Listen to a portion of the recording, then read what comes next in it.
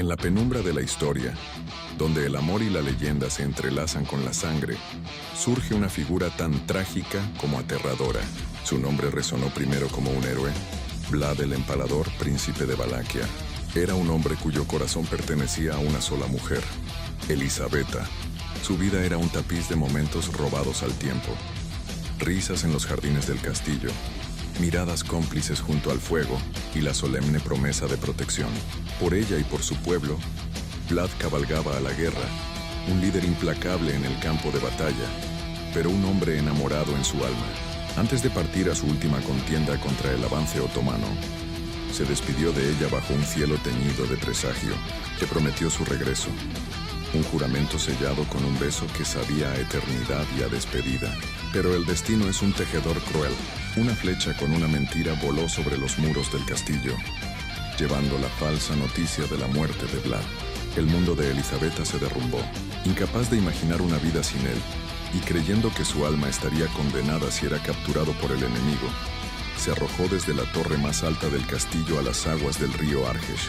Cuando Vlad regresó victorioso, encontró un silencio sepulcral donde esperaba una bienvenida. Su grito de angustia resonó entre los muros de piedra al descubrir el cuerpo sin vida de su amada. El dolor se transformó en una furia incandescente que lo llevó a la capilla del castillo. Allí, ante el símbolo de la fe que lo había abandonado, su corazón se rompió en un acto de blasfemia eterna. Renunció a Dios, a la luz y a la salvación. Con un grito desgarrador, clavó su espada en la gran cruz de piedra. De la herida del crucifijo comenzó a manar sangre, y en un acto de desafío supremo, Vlad bebió de ella, sellando su pacto con la oscuridad. La transformación fue una agonía indescriptible. Su cuerpo se convulsionó, retorciéndose mientras una fuerza antinatural lo reclamaba. La luz del sol, que antes iluminaba su amor, se convirtió en un fuego que quemaba su nueva piel. Una sed insoportable, una necesidad primigenia y monstruosa se apoderó de su ser. Ya no era un príncipe, sino un espectro acechando en los pasillos de su propio hogar, un fantasma consumido por un hambre nueva. La oscuridad se convirtió en su coto de caza. En un corredor sombrío atrapó a una joven sirvienta. Sus ojos brillaron con un rojo infernal en la penumbra. Sus facciones se distorsionaron en una mueca depredadora y sus colmillos, por primera vez, se extendieron. El terror puro se dibujó en el rostro de la víctima un instante antes de que un grito ahogado fuera silenciado por la noche. Tras alimentarse, Drácula se irguió. El hombre atormentado había muerto. En su lugar había nacido un depredador saciado, consciente del poder terrible que ahora corría por sus venas. Así comenzó una existencia maldita, una cacería que se extendería a través de los siglos. Drácula se convirtió en una sombra que se movía en los pliegues de la noche, una leyenda susurrada con pavor, el monstruo que se alimenta de la vida para perpetuar su pena. Siglos más tarde, en el crepúsculo del siglo XIX, su mirada se posó sobre un retrato.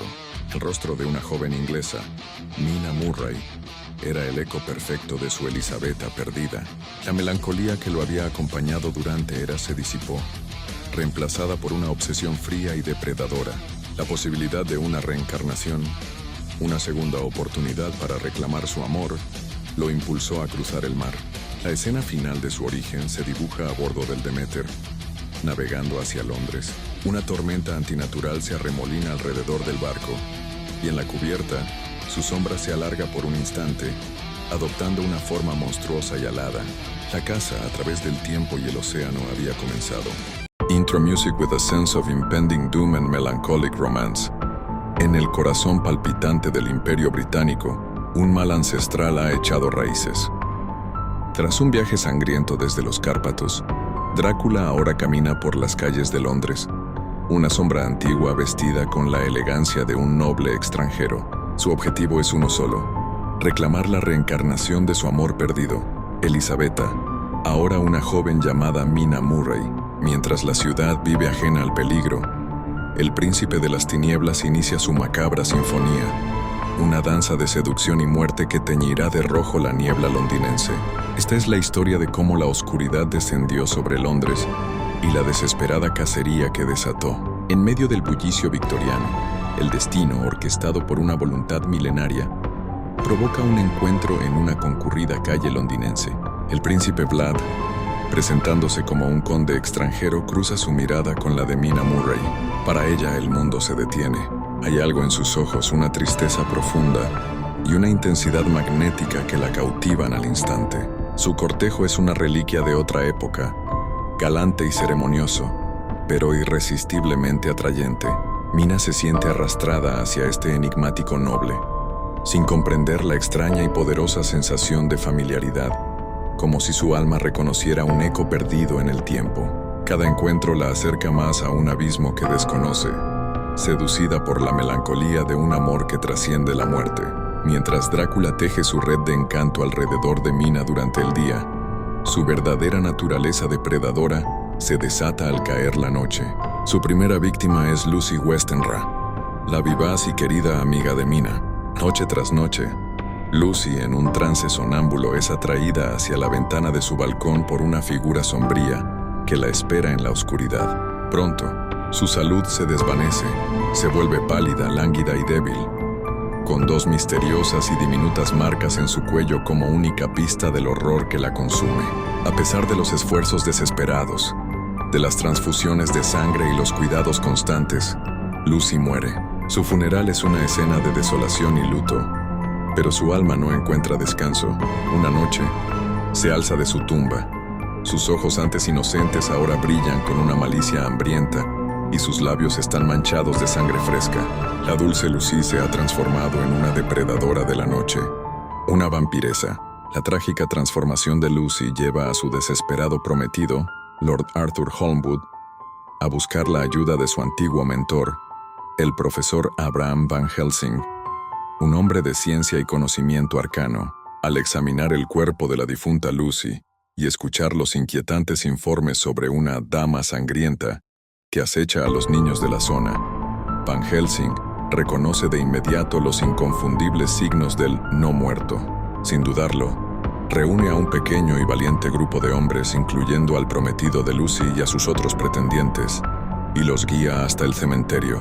Allí se enfrentan a la monstruosa criatura en que se ha convertido Lucy.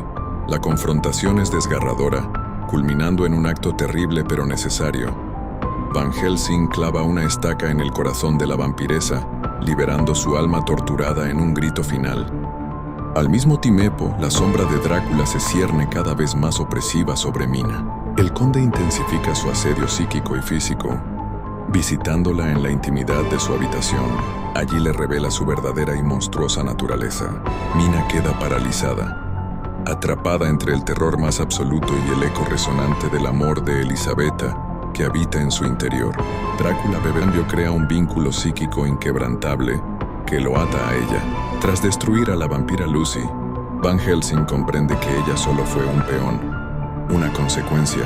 Al observar a Mina, descubre con horror que ya muestra los mismos síntomas iniciales que padeció su amiga. El tiempo se agota.